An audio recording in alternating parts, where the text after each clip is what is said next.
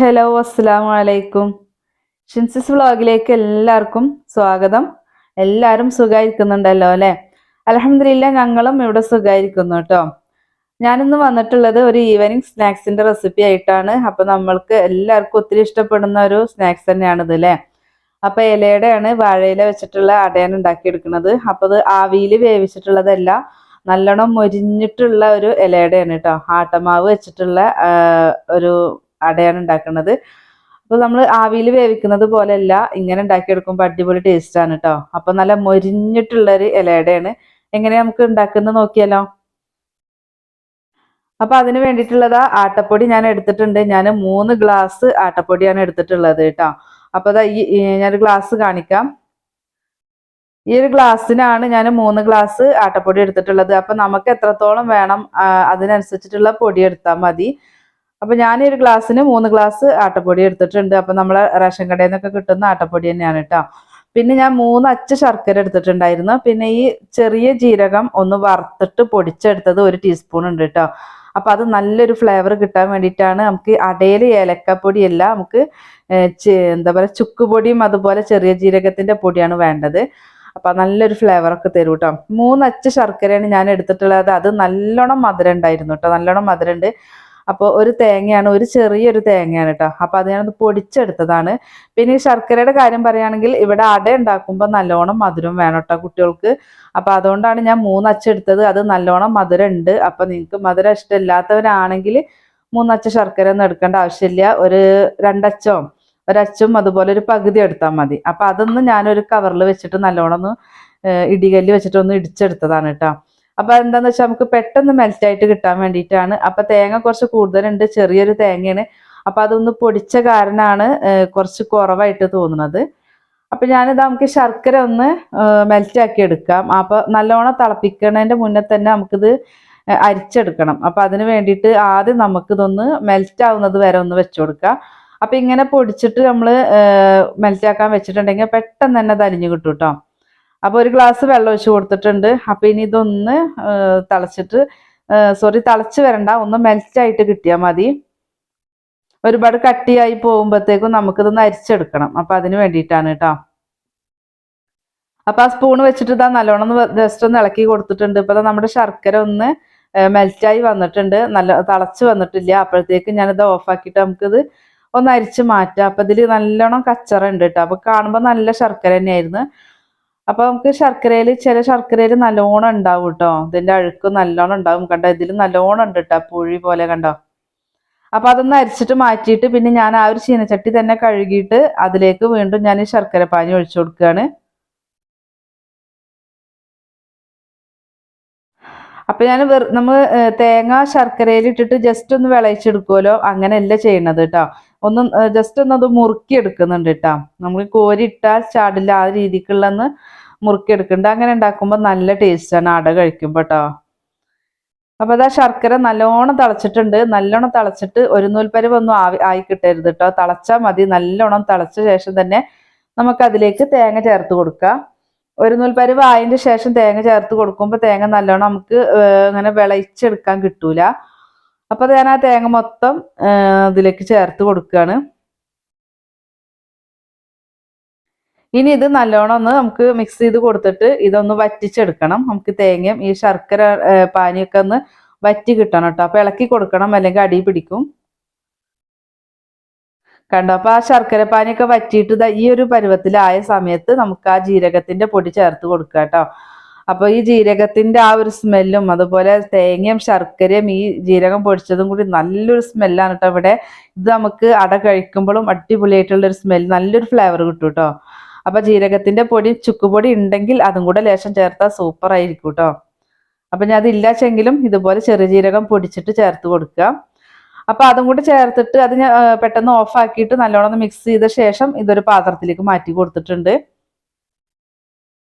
ഇനി ഇത് ചൂടാറുമ്പോൾ ഇത് ഇങ്ങനെ എല്ലാം ഉണ്ടാവും കേട്ടോ, ജസ്റ്റ് ഒന്ന് മുറുകിയിട്ടുണ്ടാവും കേട്ടോ.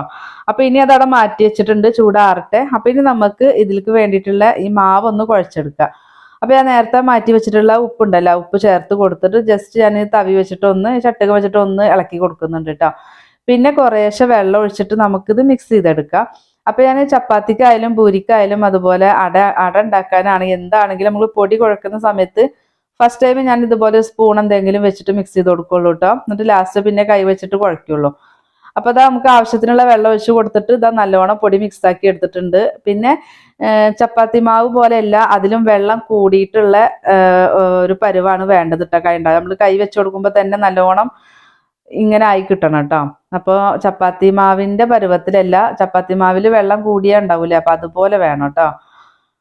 എന്നിട്ട് ഇത് നല്ലോണം ഒന്ന് ഇങ്ങനെ കുഴച്ച് ഒന്ന് മിക്സ് ആക്കിയിട്ട് ജസ്റ്റ് ഒന്ന് സോഫ്റ്റ് ആക്കി എടുക്കുകയാണ് കേട്ടോ. നമ്മൾ ചപ്പാത്തി കുഴക്കുന്ന പോലെ കുഴക്കല്ല കേട്ടോ. അപ്പം ഇത് നല്ലോണം വെള്ളം കൂടിയിട്ടാണ് ഉണ്ടാവുക. എന്ന് വെച്ചിട്ട് കോരി ഒഴിക്കുന്ന ഭാഗമല്ല, ആ രീതിക്ക് വേണം കേട്ടോ.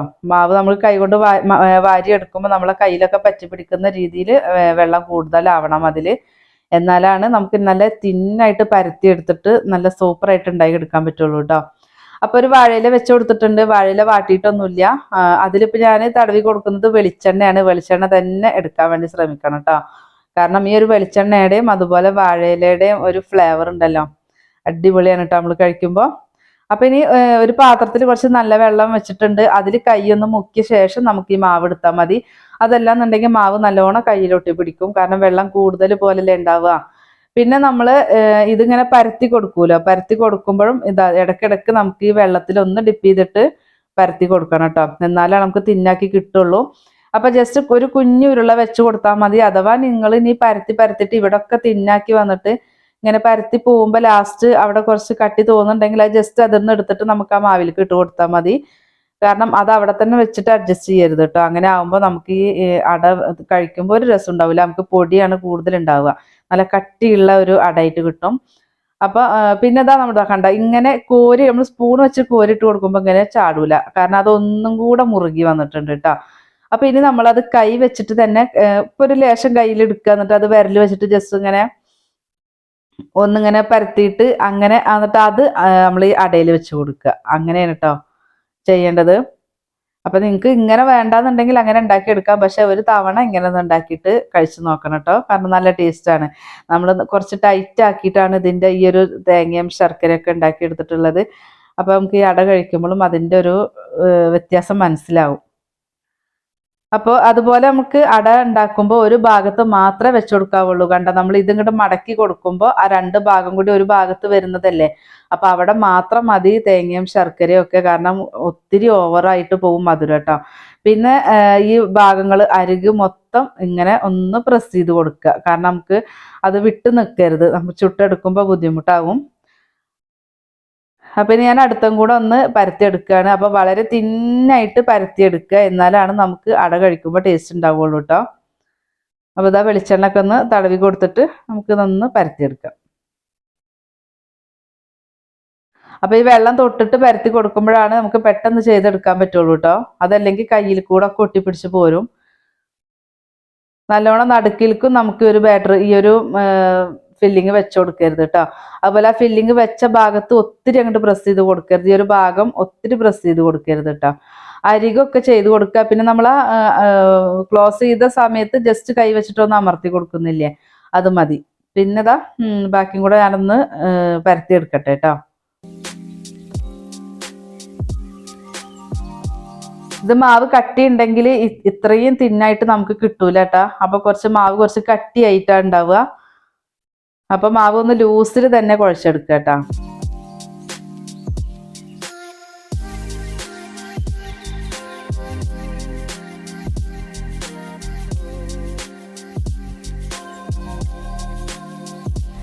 പിന്നെ ഉണ്ടല്ലോ, ഞാനിതാ കുറച്ച് അട ചുട്ടെടുത്തിട്ടുണ്ടായിരുന്നു കേട്ടോ. അപ്പം ഞാൻ ക്യാമറ ഓൺ തന്നെ ആയിരുന്നു.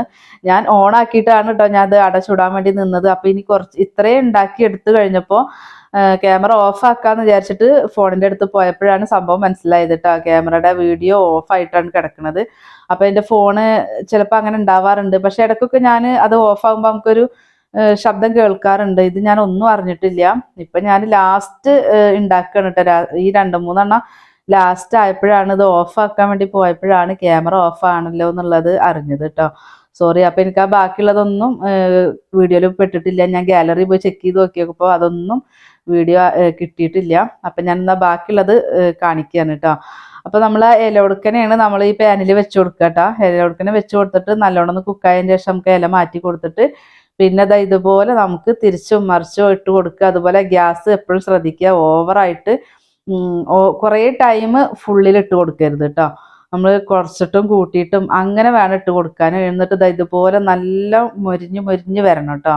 കളറൊക്കെ കണ്ടില്ലേ ചേഞ്ച് ആയിട്ട് വന്നിട്ട്, അത് കരിഞ്ഞതുപോലെ കരിഞ്ഞതല്ല. അപ്പം ഇങ്ങനെ നമുക്ക് ശർക്കരയുടെ ഒക്കെ മെൽറ്റായി വരുന്നുണ്ടാവുമല്ലോ, അപ്പം അതിൻ്റെയൊക്കെയാണ്. അപ്പം അങ്ങനെ മൊരിയിപ്പിച്ചിട്ട് എടുക്കുക.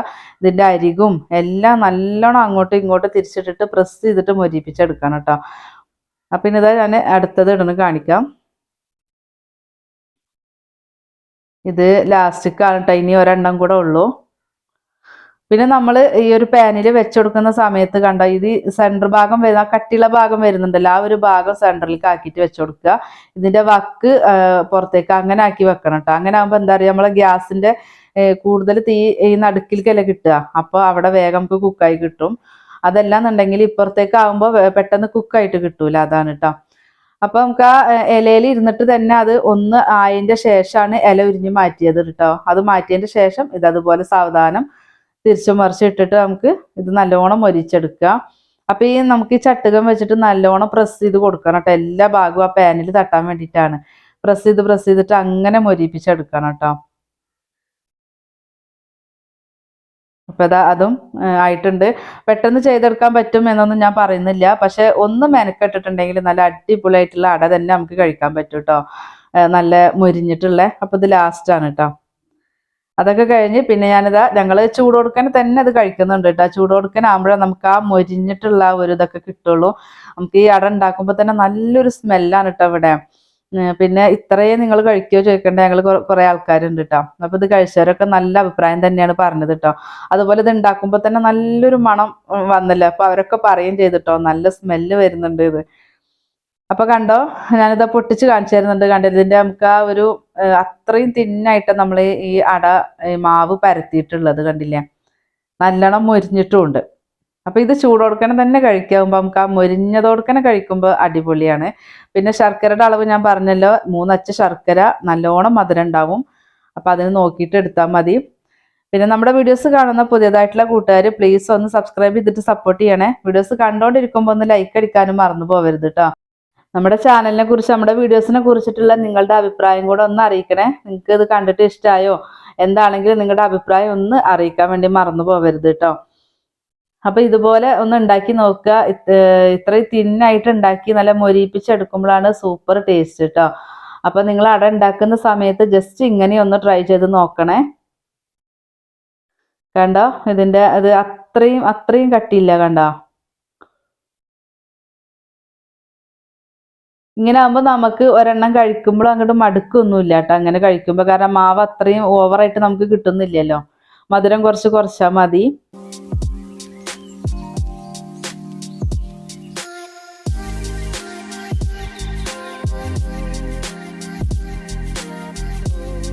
അപ്പൊ എല്ലാരും ഇതുപോലെ ഒന്ന് ഉണ്ടാക്കി നോക്കുക.